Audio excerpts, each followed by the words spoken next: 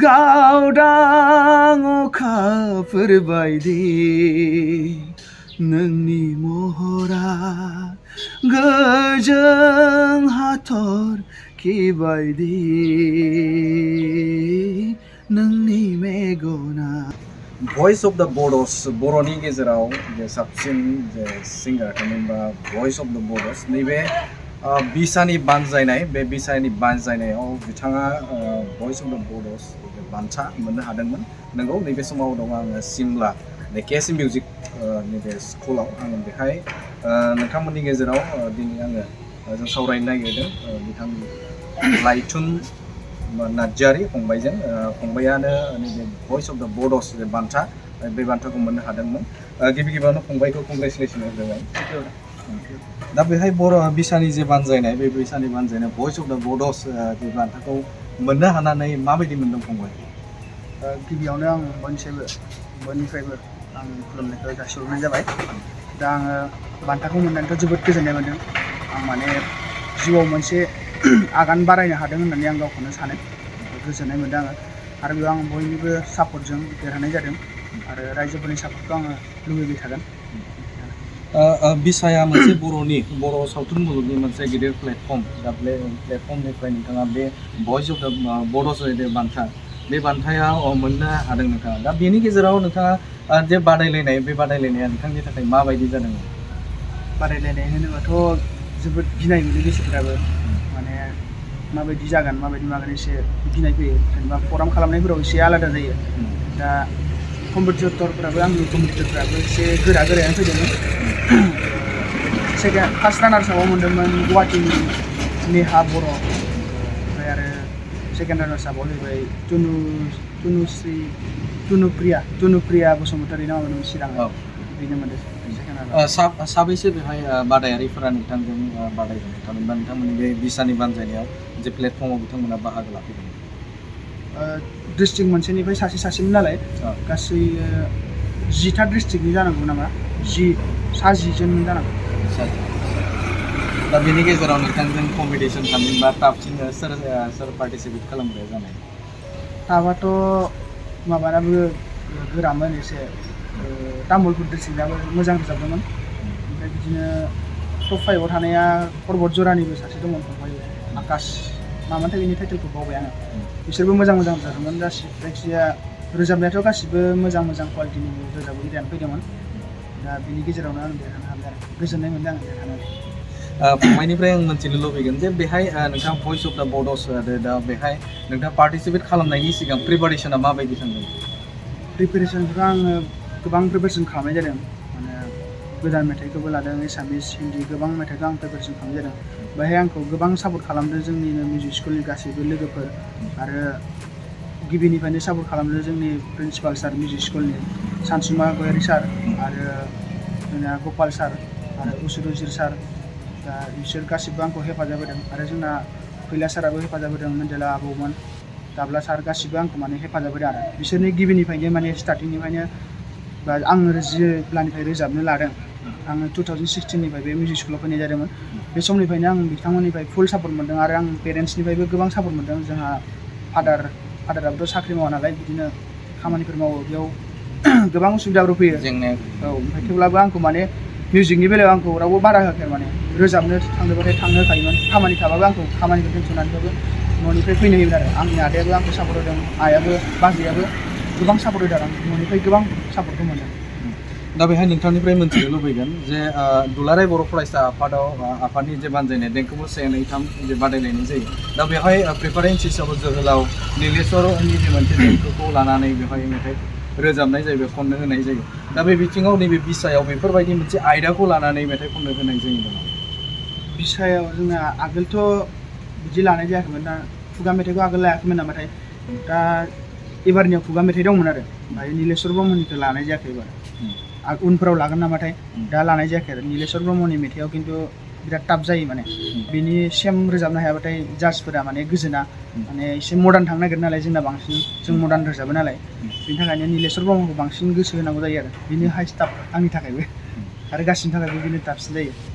फंबायखौ नैबे गुगल बाबा दा बेवहाय नुनो मोनदों फाव खालामनाय नुनो मोनबाय थादों दा बियो माबायदि जानानै दं आथिखालाव दा गोदानफोर मोनसे प्रजेक्ट लाबोदों नामा गुगल बाबाखौथ' जोङो खालामबावगोन दा दाख्लैबावैसो जोङो मोनसे गोदान रिलिज होदोंमोन ओमफ्राय बांद्राय अडियन्सनि सापर्ट मोनाखिसै जों बेहाय माने जोङो एसे गोलाव गेप जाबाय नालाय दा जों बेलेग बेलेग खामानियावबो दा बिदिनो कम्पिटिसनफ्रावबो दा जोंनि लोगोफोर सानै थांगोन देंखोमुआव बिथांमोनाबो सोलाबाखैमोन नालाय जोङो माने बांद्राय गोसो होनो हायाखै आरो स्क्रिप्टनि बेलायाव बेनि थाखायनो एसे दुरबल जादोंमोन जोंना दा नेक्स्ट जोङो जुदि कम्पिटिसनफ्रा जोबलाङोबा बानायबावनो नाजागोन आरो मोजां नैबे केएसटि मिउजिक स्कुल बेहाय दा मा फोरोंथाइखौ होनाय जायो बेहाय मेथाइ खननायजों लोगोसेनो आरो गुबुन मा बाहागो लानो हायो थामहिनबा बेहाय फोरोंथाइ होनाय जायो जोंनियाथ' बेहाय भकेलजों लोगोसे डान्सबो दङ ओमफ्राय आरो सिफुंनिबो दङ गिटारनिबो दङ ताब्लानि दङ ओमफ्राय आरो मा दंबावोमोन बेखिनियानो दं आरोना बेहाय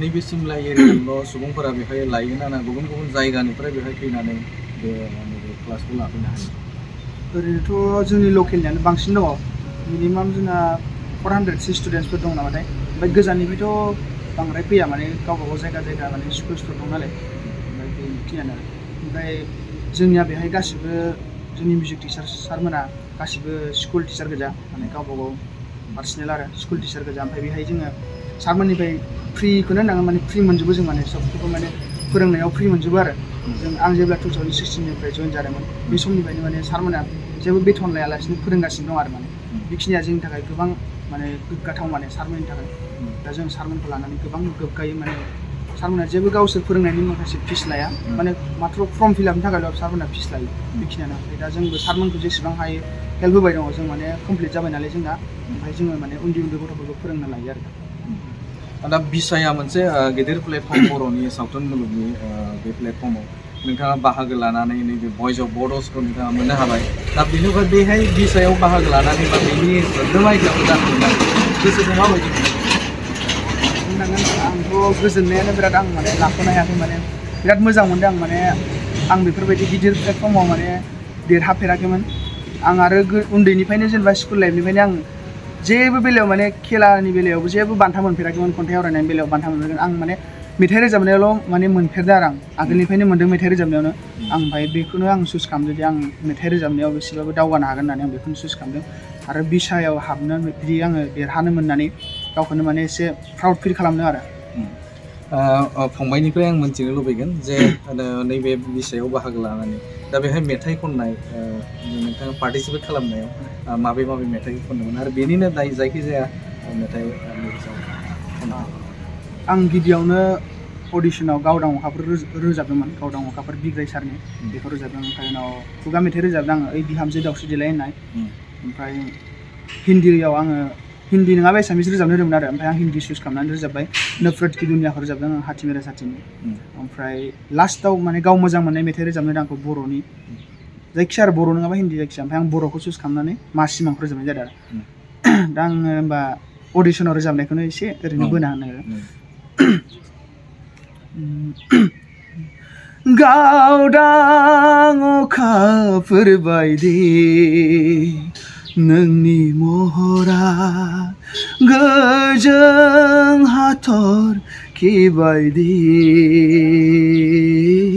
नोंनि मेगना बेखिनियानो आं बेखौनो रोजाबबाय दा बेहाय पार्टिसिपेट खालामग्राया खायसे बर'नि जाखांफु लाइमोनफोर दङ जाय लाइमोनफोरा नैबे प्लेटफर्मसिम थामहिनबा बिसासिम माबायदि राहायाव बै बिथांमोना गामियारिनि खायसे भास्ट एरियानि सुबुंफोरा बेहाय पार्टिसिपेट खालामनो हायो बेहाय माबाफोर बिसायाव बाहागो लायैनि थाखाय कम्पिटिसनाव बाहागो लायैनि थाखाय माबाफोर बेहाय गोनांथि जायो नामा दा पार्टिसिपेट खालामनो थाखाय थाखायथ' फार्स्टआवनो नोङो डिस्ट्रिक्टनि माबाजों कालचार सेक्रेटारि प्रेसिडेन्टबो थायो बिथांमोनजोंनो कन्टेक्ट खालामलायनांगोन माने बिथांमोनजों नांथाबबाय थानांगोन आरो जे माबा कम्पिटिसनफोर दं नामा बा बबाफोर प्रग्रामफोर जादों नामा बेफोरखौ खेल लाबाय थानांगोन आरो गावनि जे प्रिपेयार जाग्रोनांगोन जे गाव माबायदि रोजाबनो हायो डिस्ट्रिक्टआव नों टप लेभेलाव फैग्रोनांगोन होमबासो नोङो सेन्ट्रेलाव थांनो हागोन डिस्ट्रिक्ट लेभेलाव अडिसन जायो बे अडिसनाव फैग्रोनांगोन फार्स्टआवनो बिनि उनाव आर्टिस्ट जानो थाखाय माने डिस्ट्रिक्टनिफ्राय मोनसे आइ कार्ड माने आइडेन्टिटिनि थाखाय माने नांथारगौ आरो माने बेखौ बानायथारनो होदों आरो माने सेन्ट्रेलनिफ्राय बेखौ माबा होनाय जादों गोख्रों बिहोमा होनाय जादों बेखौ लानो थाखाय खावलायो आरो बयखौबो ओमफ्राय अडिशनाव टप जाग्रोबाथाय बेनि उनाव माने बे सिलेक्सन खालामनानै डिस्ट्रिक्टआ लांगोन आरो बेखौ माने सेन्ट्रेलसिम। फंबायनिफ्राय आं मोनथिनो लुबैगोन जे फैबाय थानाय समाव गोदानफोर बै बर'नि जायगानि अडियेन्सफोर दङ, बर'नि नायगिरिफोर दङ, गोदान बेफोरबायदि मिउजिकफोर नोंथांनि गारांजों खोनानो मोनगोन नामा? औ, आं दा गोदानै थांखि लादों। आं मोनसे सोमखोर दैमारि बिथांखौ आं उदालगुरिनि बेखौ आङो दोंसे लिरिक्स लिरनो हरबाय, टिउनखौ बिथांखौनो बानायनो होबाय। ओमफ्राय आरो आंनो सारमोना जोंनिया बांबुला फिल्म प्रडाक्सना बे ससाइटिया आंखौ दोंसे मेथाइ रेकर्डिं खालामनो होगोन। फैला सार, दाब्ला सार, ओमफ्राय मेन्देला बिथांमोना आंखौ दोंसे रेकर्डिं खालामनो थाखाय खाबु होगोन आरो बेखिनियानो। बेसेबां आवगायखो बियो? बेथ' सारा मैयासो आंखौ बुंनाय जादों। ओमफ्राय सारा माबा खालामदों नामाथाय आंखौ जेबो बुंथ'नाय जाथ'वाखै। जायखिया सारा मैया आंखौ फैना बुंफैदों माने नों बांबुला फिल्म प्रडाक्सनाव मोनसे मेथाइ रोजाबगोन बिदि होननानै। ओमफ्राय मैया आङो माने आंनि पार्सनेलखौ आं माने बै सोमखोर दैमारि बिथांखौ लिरनो हरबाय आरो बेयो बेसेबां आवगायखो माने गाबोन समनियाबो खबर मोनगोन। फंबायनिफ्राय आं मोनथिनो लुबैगोन खायसे बर'नि लाइमोनफोर दङ, जाय लाइमोनफोरा आथिखालाव नैबे प्लेटफर्माव बा आर्टिस्ट जानो थाखाय बिथांमोना सिगांबोदों। दा बे फंबायमोनखौ माफोर बुंगोन नामा? जे बै लाइमोन उन्दै फंबाय बिनानावमोनखौ माफोर बोसोन होगोन? आं बेखौ गिबियावनो बुंनो सानो जे सासे आर्टिस्ट जानो गोनांबा माने बेखौ बयबो नुसनो, माने स्क्रिनाव बयबो नुयो आरो बेखौ बयबो सिनायनाय जायो। बा बाजार बायदिसिनाफोराव थाङो, फुजा बायदिसिनाव थाङो, जेरावबो थांबाबो माने टाउन बायदिसिनाफोराव थांबाबो बेखौ सिनायखागोनानो। सोरबा सासे नङा सोरबा सासे सिनायखागोनानो। बेखौ आं बुंनो सानगोन जे फार्स्टआवनो गिबियावनो माने गावनि केरेक्टारखौ एसे क्लिन खालामनांगोन आरो फार्स्टआवनो। माने जों आर्टिस्ट जाबाथाय माने बयजोंबो सिनायजायो नालाय, गिबियावनो माने बे केरेक्टारखौ क्लिन खालामग्रोनांगोन। ओमफ्राय एक्टिं लेभेलाव फैयोबाबो एक्टिङा पारफेक्ट जानांगोन। बा अबेबाफोर वर्कशपफोर जादोंबा बेफोरावबो थांनांगोन। बा सिंगिंफोर लादोंबाथाय सिंगिं माने स्कुलफोराव माने अनेक दानियाथ' गोबां गावबा गावनि खाथि खालाफोरावनो स्कुल थायो नालाय, बेफोर क्लासिकेलफोरजों फैनो हागोन। जों क्लासिकेलजों फैनायनि उनाव जोङो कमार्शियेलखौ गावबा गाव माने नाजायो आरो। माने जोंनियावथ' बे स्कुलाव कमार्शियेल बानायनाय जाया, बांसिनानो क्लासिकेल रोजाबहोयो। ओमफ्राय कमार्शियेलखौ गावबा गाव बेयावनो बारस्लायलांनो हायो आरो। आं बेखौनो बुंनो सानगोन दे गासिबो माने फै आवगायबो, माने जोङो गावबा गावनि माबाखौ जिउखौ बेयावबो दानो हागोन आरो माने बेनि गेजेरजोंबो। नैबे माबायाव नोंथांमोना गुगोल बाबा डिअटि दिहुनदों, बर'नि जाखिनि नायगिरिफोर दं बिथांमोननिफ्राय अनसायनायखौ माबायदि मोनदों? जोङो गिबिनिफ्रायनो बुंनो थाङोबा जों गिबिनिफ्रायनो अडियेन्सनिफ्राय गोबां अनसायनायखौ मोन्दोंमोन। बिथांमोना जोंखौ फुल सापर्ट होयो। जोंफोरखौ बबेबाफोर थाङोबाबो माने जोंखौ गुगोल बाबा टिम होननानै बुंनाय जायो। जोंनि अरिजिनेल नामजों गाबज्रिया, जोंखौ गुगोल बाबा बेनि नामजों गाबज्रिनाय जायो आरो। ओमफ्राय जोंनि गुबै चेनेलनि मुङा जाहैबाय GFP प्रेजेन्टमोन। दा GFP प्रेजेन्टनि मुङानो जाहैबाय गाजिला फिल्म प्रडाक्सनमोन। नाथाय बे चेनेलनि नामखौ बुङा, जोंखौ डाइरेक्ट माने जोंनि सर्ट मुभिनि नामखौ बुङो, गुगोल बाबा टिम बेखौ बुङो आरो। जों जेरावबो थांबाबो माने जोंखौ अनसायनायखौ जों मोन्दों आरो। खना खनला जायगाफोरावबो जों अनसायनायखौ मोन्दों आरो। नोंगौ, बिथाङानो जादोंमोन भइस अफ बड' बान्था मोननो हानाय लाइथुन नार्जारि। बिथाङा बिसानिफ्राय बे बान्थाखौ मोननो हादोंमोन आरो बिथांनिफ्राय जोङो गोबां बाथ्राखौ नोंथांमोननि सिगाङाव मोनथिहोबाय। नैबे समाव आं सिमलानिफ्राय राकेश रामसियारिखौ मुलुगा मोनसे गेलेथिलि, गेलेनाया जादों गोजोननि आयदा। बुहुमाव बयबो गेलेनायखौ सिबियो आरो अनसायो। सिबिनां गेलेमु मोजां मोनग्रा रायजो राजाफोर, क'क्राझाराव बे खेबाव जोलुरनि गिदिर बादायलायनाय। ISPLनि उनाव फिन खेबसेबाव गोजोननि नोगोर क'क्राझाराव माहारियारि थाखोनि जोलुर गेलेनाया जागोन।